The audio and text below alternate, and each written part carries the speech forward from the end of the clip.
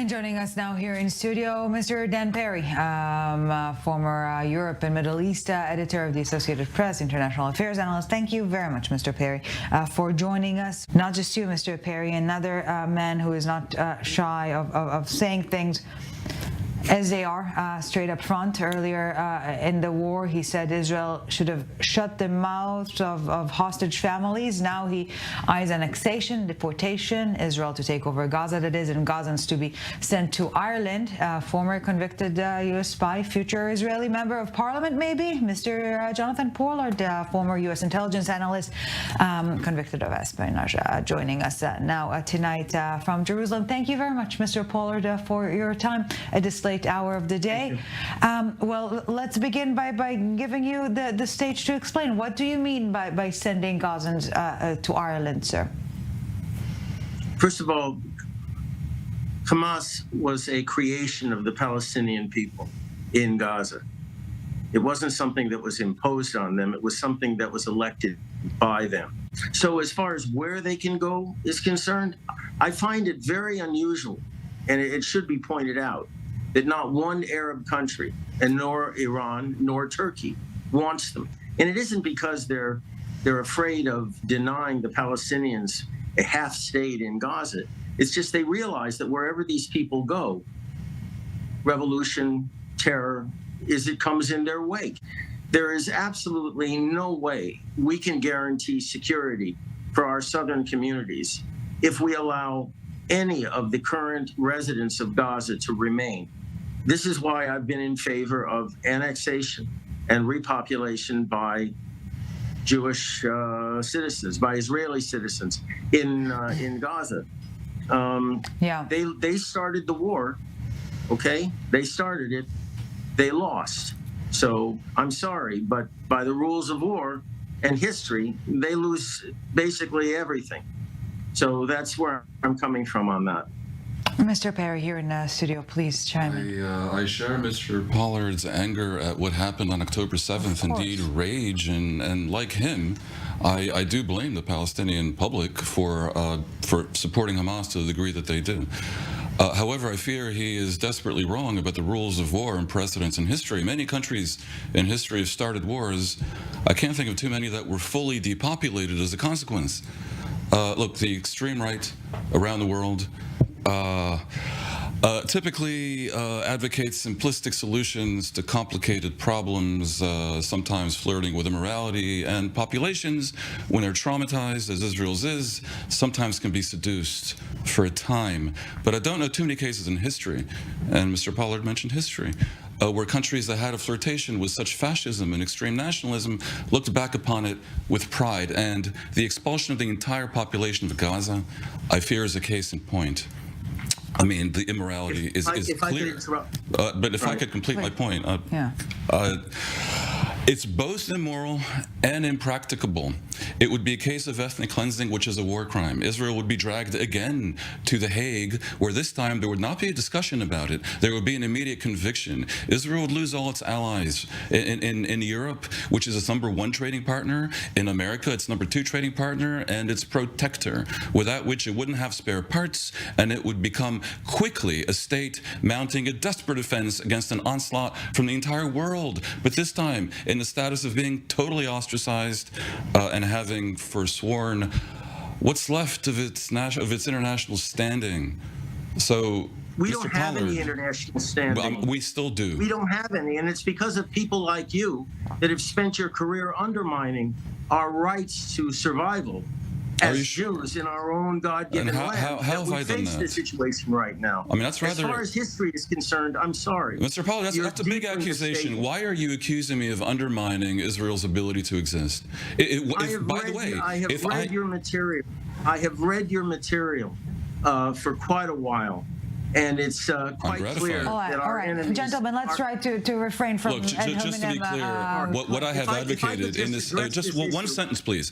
I have advocated the partition of the country into an Israeli and Palestinian state, which Israel needs to salvage itself demographically. The right wing in Israel appears to be too clueless to understand that without a partition... Excuse me, it was your people... Without a partition, Zionist democratic Israel will die. However, the far right, by advocating expulsion may be immoral, but at least it can do math. All right, Mr. Pollard, please. Okay. You mentioned Israel's lack of global standing, as you've put it. What's your take on the American stance on the war? Should they have been more supportive? Should Israel listen more, listen less?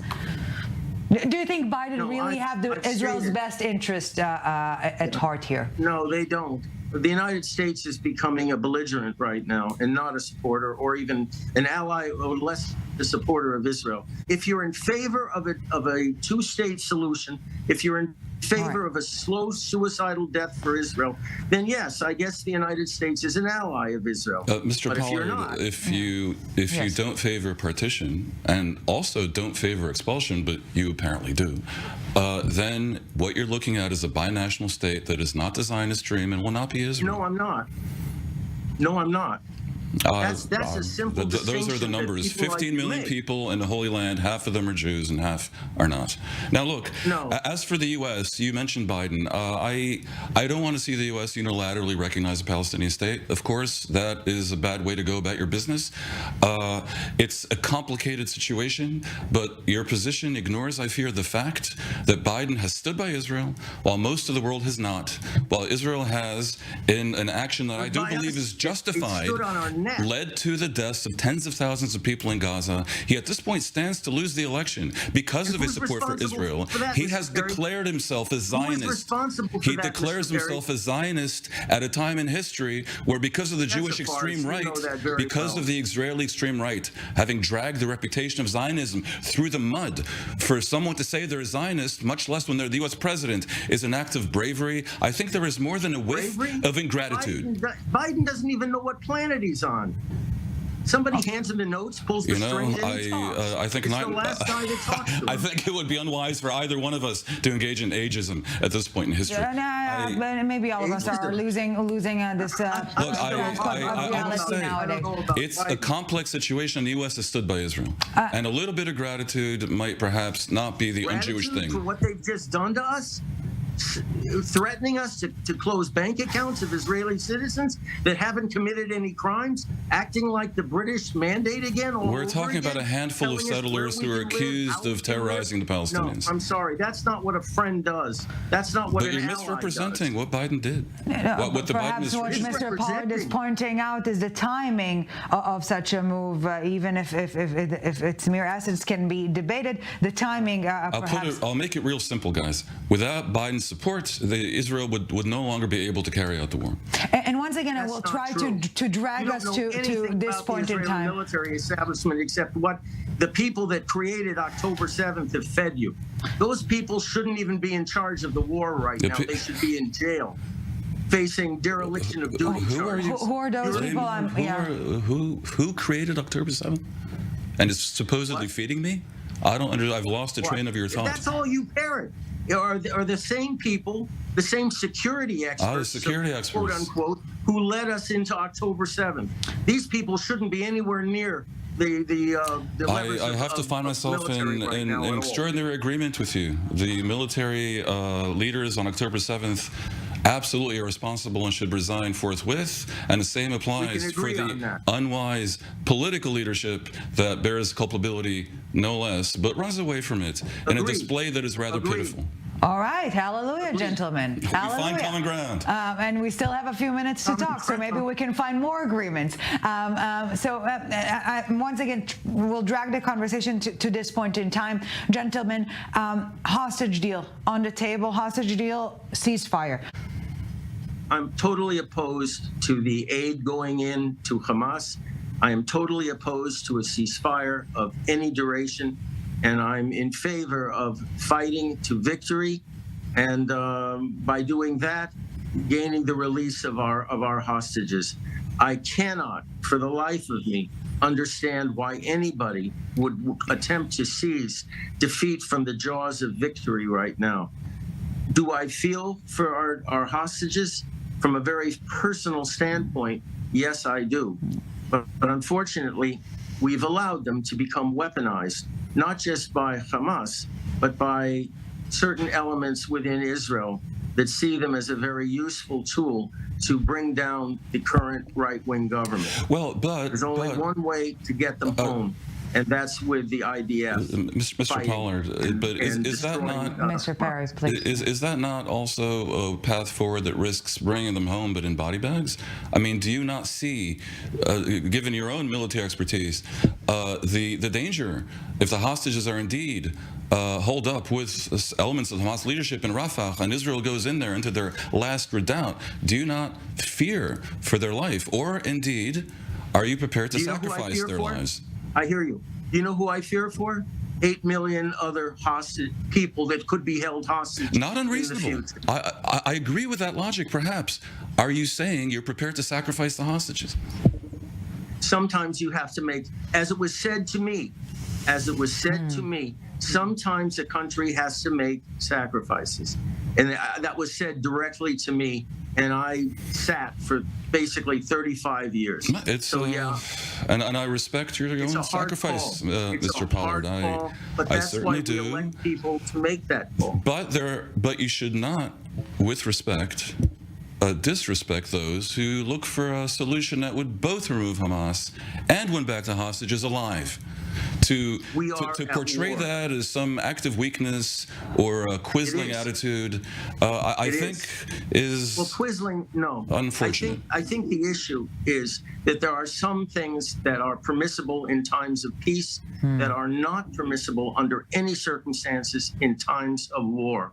And when you undertake actions that either dilute or delay or even undermine the primary objective of a country's war plan, which is in this case the quick destruction of Hamas, then, well, I'm sorry, but you're aiding the enemy in time of war. Look, democracy is tested when it's difficult.